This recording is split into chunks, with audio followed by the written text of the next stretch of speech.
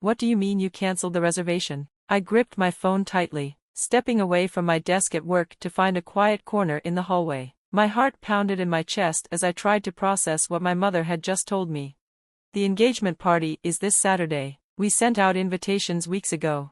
The venue was just too expensive, Jenna, my mother replied, her voice carrying that frustratingly calm tone she always used when delivering disappointing news. Your father and I talked it over, and we just can't justify spending that much on a party. We'll find something more appropriate. Appropriate? I could feel my face heating with frustration. The Riverside Terrace was my dream venue. I've been talking about having special events there since I was 16. Dreams need to align with reality, dear, she said smoothly. Now, I've been looking at some charming restaurant back rooms that would be just as nice. We already put down a deposit, I interrupted. How much money could you even be saving by canceling now? There was a long pause, too long. It's not just about the money, Jenna, my mother finally said, her voice quieter but firmer. It's about setting reasonable expectations for your future. With David's background, perhaps it's better to start with something more modest. The meaning behind her words hit me like a punch to the stomach. I ended the call soon after, saying we would talk later, though deep down, I already knew the decision had been made. They weren't going to change their minds. My name is Jenna Whitfield. I'm 29 years old, and despite growing up in one of Cincinnati's wealthiest neighborhoods, Amberley Village, I have spent my entire adult life proving that I could make it on my own. I built a successful career in architectural design without using my father's connections. I bought my own condo without touching my trust fund, and I fell in love with David Chen, a brilliant software developer who grew up with very little but worked hard to build an amazing life for himself. But my parents never saw him for the man he was. They only saw what he lacked. All I wanted was one perfect day. One special celebration where David and I could announce our engagement, surrounded by the people we loved, in a place that meant something to me. Now, my parents had taken even that away, with barely a week's notice. As I walked back to my desk, my phone buzzed with a text from my younger sister, Vanessa. Vanessa, Mom just told me about Riverside. So sorry, but silver lining, she's upgrading my birthday venue to make up for the family embarrassment. Isn't that great? I read the message 3 times before it sank in. They hadn't cancelled because of the cost. They had cancelled because they were embarrassed. Embarrassed of David, of our engagement, of me. And somehow, that wasn't even the worst part. Vanessa's birthday was the weekend after my cancelled engagement party. Growing up in the Whitfield family meant understanding that appearances mattered above all else. My father built one of Cincinnati's largest commercial real estate firms through years of networking at country clubs and charity galas. My mother served on the boards of the city's most prestigious cultural institutions, ensuring our family name appeared in all the right society columns. Vanessa fit perfectly into that world. 2 years younger than me, she embraced the family legacy without question. She dated men from wealthy families, pursued a law degree not out of passion but because it was expected, and made sure to uphold the image my parents had carefully crafted for our family. She became the daughter they had always wanted. Polished, predictable, perfectly aligned with their values. I, on the other hand, had chosen a different path. In college, I spent my free time designing community centers for underserved neighborhoods instead of joining my mother's sorority. After graduation, I turned down my father's offer to work at Whitfield Properties and joined a small, innovative architecture firm that focused on sustainable design. Each choice I made created more distance between me and my family. But I thought, despite our differences, they at least respected me for standing on my own. Then I met David. We met at a tech conference where I was giving a talk on smart building design. He asked the most thoughtful questions, challenging my ideas in ways no one else had. We spent hours talking over coffee afterward, and I knew right then that he was someone special. He was kind, brilliant, genuine in a way so few people in my world were. When I brought him home to meet my parents 6 months later, the dinner was tense. They asked stiff, pointed questions about his education, a state school on scholarship, and his family, middle class, a teacher for a father and a nurse for a mother. My father barely hid his disapproval when David mentioned that he still drove the same Honda he had in college. Later that night, my mother had whispered to me, "At least he's resourceful," as if frugality was an odd quirk she was trying to tolerate. I told myself they just needed time. Time to see him the way I saw him. When David proposed 6 months later with a simple but meaningful ring he designed himself, my parents offered half-hearted congratulations and immediately suggested a long engagement. Just to be sure, my father had said. What he really meant was that he hoped I would come to my senses. In hindsight, I should have seen the signs. 3 days after they cancelled my engagement party, I stopped by my parents' house unannounced. I had been avoiding their calls, needing space to process my anger before confronting them. As I pulled into the long, curved driveway, I noticed several familiar cars parked outside. My aunt's Mercedes. My father's business partner's Range Rover. Vanessa's BMW. I found them gathered in the sunroom, sipping drinks and chatting over catering samples and floral arrangements.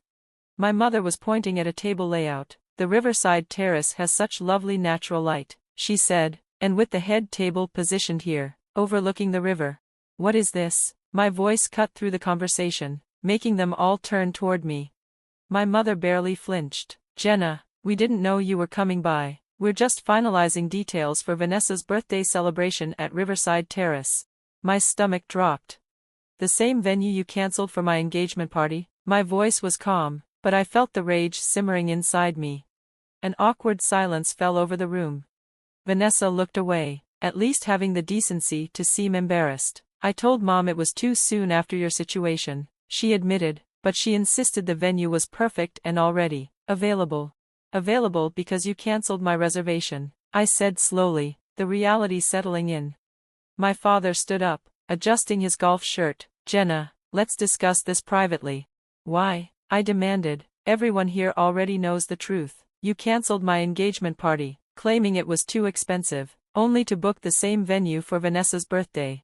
My mother sighed. With the guest list we've curated for Vanessa's event, the Riverside makes sense. And my guests weren't good enough? More silence. Then my father finally said it. Your fiancé isn't good enough for this family, Jenna, and deep down, you know it. The words hit harder than I expected.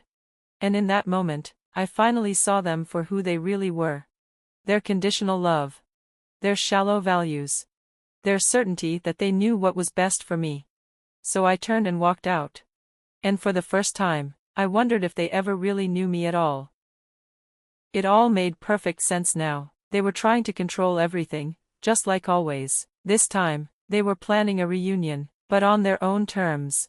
Vanessa let out a frustrated sigh as she continued explaining. Mom says it's because Dad wants to invest in Brad's father's new development project, but we both know that's not the real reason. And get this, she told Brad the party was cancelled because of some made-up family issues, but in reality, she just never sent him an invitation at all. I closed my eyes, feeling that all too familiar sting. She's doing to you exactly what they did to me. Not exactly, Vanessa corrected quickly. Remember, I'm their golden child. They're not canceling my party, they're just making sure I celebrate it with the people they approve of. But, Jenna, I really am sorry about what they said to you about David. It was cruel and unfair. For a brief moment, I thought I had an ally. Vanessa never spoke out against our parents, at least not directly. This was the closest she had ever come to admitting their behavior was wrong. I decided to push a little further. Why don't you and Brad come to our engagement party instead? We can celebrate together, right under their noses. The idea was thrilling, our own little rebellion against their control. There was silence on the other end of the line. I can't do that, Vanessa finally said, her voice hesitant. Dad's making a big announcement at the party. He's promoting me to junior partner at the firm. I've worked for this for 3 years. Jenna, I can't risk ruining it, not even for you. A familiar wave of disappointment settled in my chest. So you'll let them control your life as long as they give you something in return? What about Brad? I'll make it up to him, she said quickly. Jenna, not all of us can afford to burn bridges with the family. Some of us have to be practical. After we hung up, I sat at my desk, staring at the half-finished invitations glowing on my computer screen. Even this small act of independence, throwing my own engagement party, suddenly felt pointless. I could plan my own event, but it wouldn't change anything. The people who should care the most, my own family, would be across town, celebrating as if my choices, my happiness, and even my future husband didn't matter. An hour later, David found me still sitting there, my engagement ring catching the light as I twisted it absent-mindedly around my finger. The next morning, I woke up to the sound of David moving around in the kitchen. When I joined him on the balcony, he was already dressed, sipping coffee, his face unreadable. "I was thinking," he said after a moment, "maybe we should go to Vanessa's party." I nearly choked on my first sip of coffee. "What? Why would we put ourselves through that?" David leaned forward, his expression thoughtful. "Because throwing our own party somewhere else feels like we're letting them win. But if we show up, stand tall, and refuse to let them push us out, that's taking a stand." I frowned. "They're going to be awful to you. They'll make rude comments, act like you don't exist."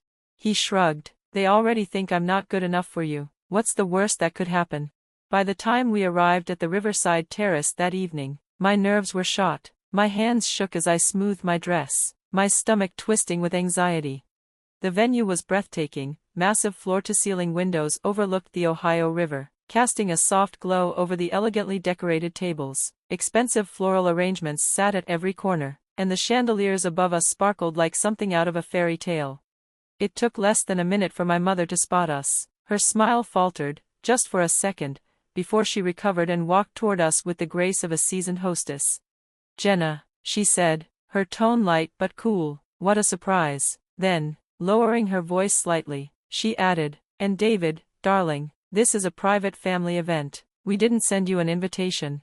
I met her gaze, forcing my voice to stay steady. "I know, you made it very clear where I stand, but Vanessa is still my sister, and I'm here to support her."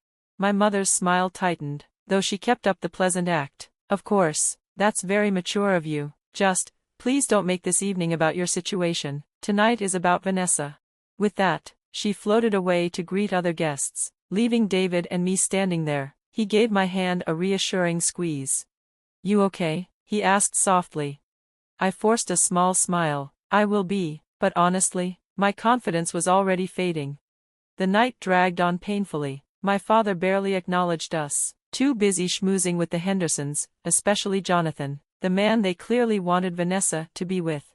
David was treated like an outsider the entire evening. He was left out of conversations, given half-hearted nods, and served last at dinner. More than once, my parents' wealthy friends mistook him for one of the waitstaff. Then came my father's toast. Standing at the head table, he raised his champagne glass and beamed at Vanessa. "Tonight, we celebrate not only a birthday but a remarkable young woman who truly represents the Whitfield values," he declared. "Vanessa has shown dedication to our family's traditions, a strong work ethic, and an ability to make the right connections for a successful future." His gaze flickered meaningfully from Vanessa to Jonathan Henderson before he continued. "In fact, I am proud to announce that Vanessa is being promoted to junior partner at Whitfield Properties. She will help lead an exciting new venture with Henderson Financial Group." Applause erupted around the room, but I sat frozen. This wasn't just about Vanessa's promotion. This was a carefully planned business move, a way to tie Vanessa to the Hendersons, ensuring that she stayed under my parents' control. And suddenly, it all became clear. This wasn't about David being not good enough. This was about control, keeping the Whitfield name exactly where they wanted it, on their terms. Beside me, David tensed. I followed his gaze and saw my father deep in conversation with a man I didn't recognize. The stranger kept glancing in our direction, his expression shifting from surprise to something more intense, almost like recognition. "David," I whispered, "who is that man?" His voice was tight when he answered, "Robert Maxwell, CEO of Pinnacle Tech." My stomach dropped. Why would a tech CEO be looking at us like that?